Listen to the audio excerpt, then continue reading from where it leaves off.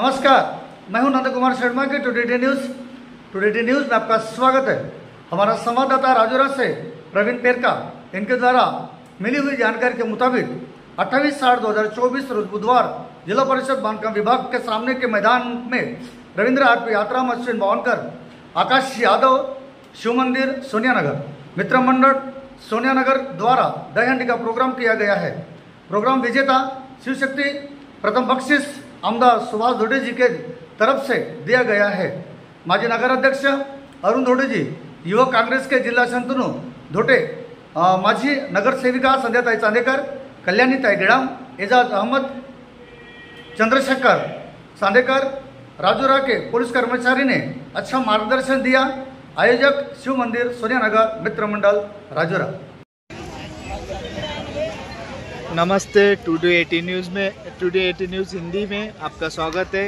मैं हूँ प्रवीण पेरका, जो आज राजौरा शहर में 28 अगस्त 2024 को एक दही हंडी का प्रोग्राम रवि आत्राम के द्वारा बनाई गई है। आज के जो अतिथि अरुण धोटे जी और ऐसे और अनेक पदाधिकारी।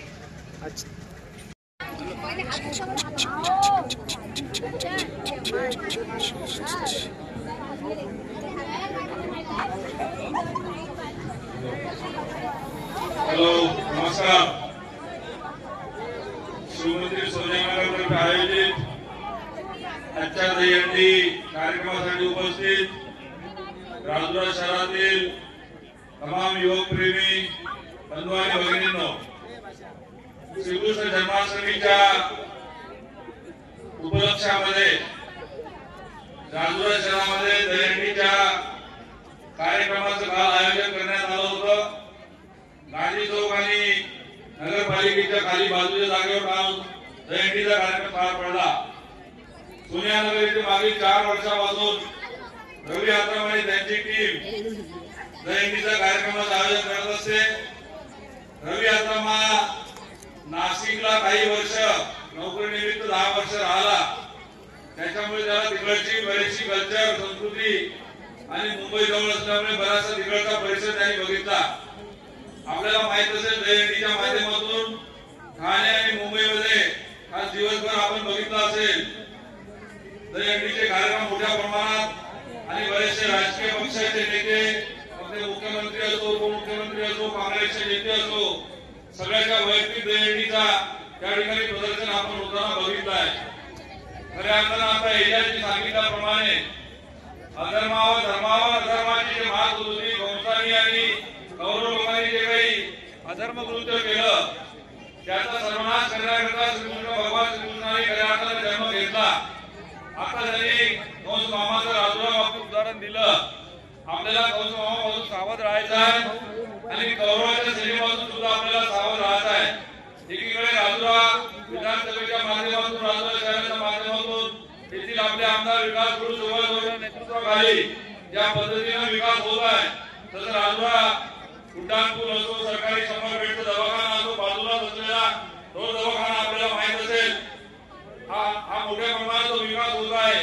त्या दृष्टीने आपल्याला पुढील वाटचाल करायची आहे। या जन्माष्टमी निमित्त मी आपल्या सर्व राजौरा शहरातील तमाम नागरिकांना शुभेच्छा देतो व जन्माष्टमीचा पर्व होत असताना दुर्भाग्याने आपल्या महाराष्ट्रामध्ये आपल्या महाराष्ट्राचे युगगुरु छत्रपती शिवाजी महाराज यांचा पुतळा 8 महिन्यापूर्वी पंतप्रधानांनी याचं अनावरण केलं आणि एक अपशकुन या युपी सरकारच्या माध्यमातून या देशामध्ये घडला आहे।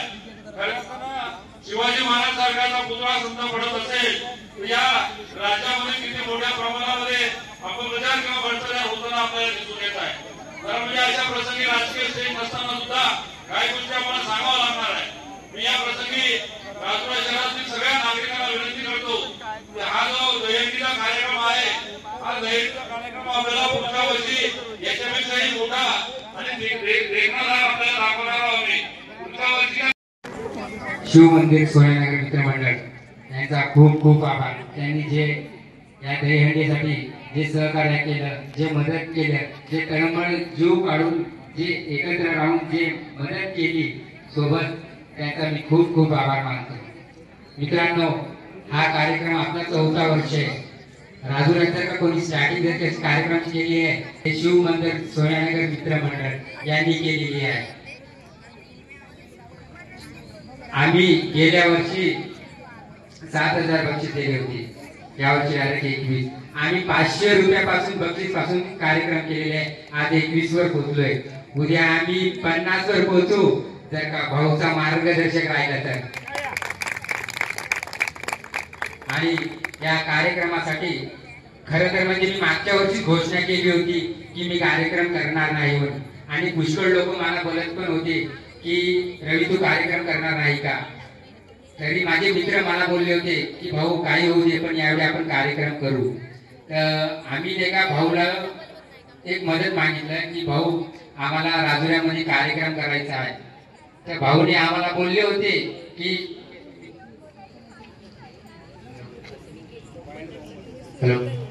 तर भाऊने आम्हाला बोलले होते की ठीक आहे तुम्ही करा, आम्ही तुम्हाला सहकार्य करू, जेवढं आमच्याकडनं होईल तेवढं आम्ही तुम्हाला करू म्हणे, टेन्शन नको घ्या. मग आम्ही तोच हिंमत धरून हा कार्यक्रम आज इथपर्यंत आणलेला आहे. भाऊचं जर का सहकार्य राहिलं ना, राजुऱ्यावासियांना मुंबईला जाऊन बघायची गरज नाहीये.